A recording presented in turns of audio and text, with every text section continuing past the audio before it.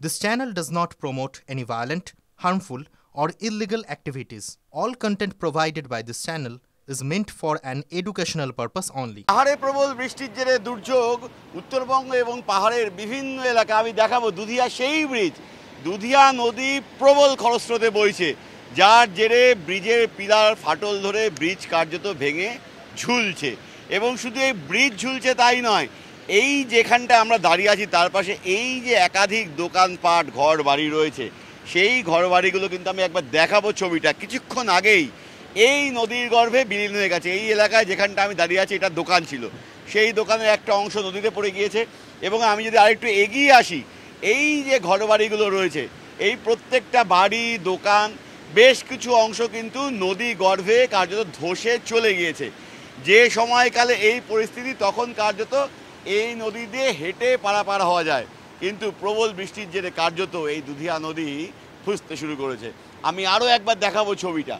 প্রবল খরস্রোতে দুধিয়ার এই যে নদী সেই নদী বইতে শুরু করেছে এবং এই যে ব্রিজ যে রাস্তা মিরিকের উদ্দেশ্যে যায় ফলে এই রাস্তায় এই লোহার যে ব্রিজ সেই ব্রিজের পিলারে ফাটল এবং ব্রিজ কার্যত দুটুকরো হয়ে ভেঙে ঝুলছে যার জেরে মিরিকের সঙ্গে যোগাযোগ কিন্তু বিচ্ছিন্ন। আমি একবার এই দিকটায় নিয়ে যাব, এই যে দিকটা যেখান দিয়ে আমরা মূলত রাস্তাটা দিয়ে চলাচল করি এই রাস্তায় এই ব্রিজ শিলিগুড়ি থেকে মিরিক যোগাযোগের ক্ষেত্রে বা শিলিগুড়ি থেকে দার্জিলিংয়ে যে বিকল্প রাস্তা মিরিক হয়ে চলাচল করে এই সেই ব্রিজ এই ব্রিজ কিন্তু বন্ধ করে দেওয়া হয়েছে কারণ ঠিক ব্রিজের মাঝখানটা কেটে ভেঙে ঝুলতে শুরু করেছে এবং আমি যদি একবার নদীটাকে এদিক দিয়ে দেখাই তাহলে বোঝা যাবে কি খরস্রোতে এই নদী বইতে শুরু করেছে।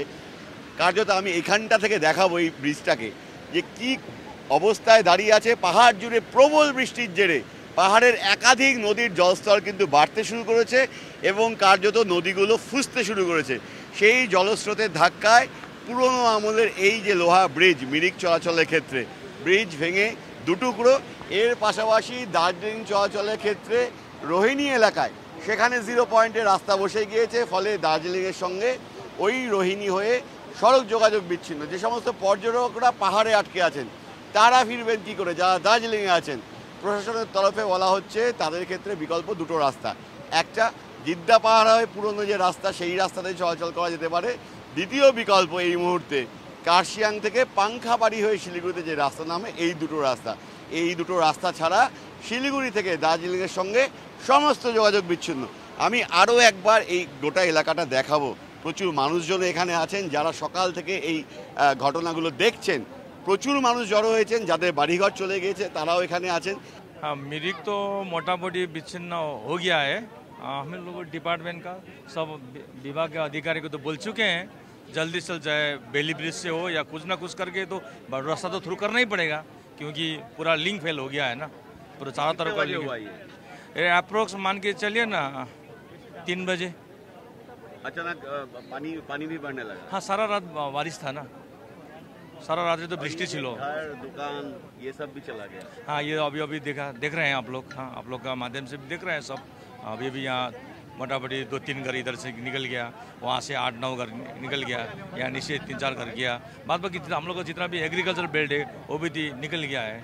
हम लोग चाहते हैं इसलिए अभी जल्द से जल्द सरकार को भी ये पहुँचे न्यूज़ कि ताकि हम लोग यहाँ बड़ा एक बांध लगेगा, हाँ बड़ा प्रोटेक्शन लगेगा। हम लोग को भी सरकार को यही अपील करते हैं। একাধিক ঘরবাড়ি এই এলাকায় ছিল যেগুলো আচমকা এই বানভাসী পরিস্থিতি তৈরি হওয়ায় পাহাড়ের নদীগুলো ফুসতে শুরু করায় নদী গর্ভে চলে যায়। এই যে এলাকাগুলো দিয়ে কিন্তু একাধিক ফাটল অর্থাৎ এই দোকানপাটের যে অবশিষ্ট অংশ এই অংশগুলো কিন্তু ঝুলছে। যে কোনো সময় এই জায়গাগুলো নদী গর্ভে চলে যেতে পারে।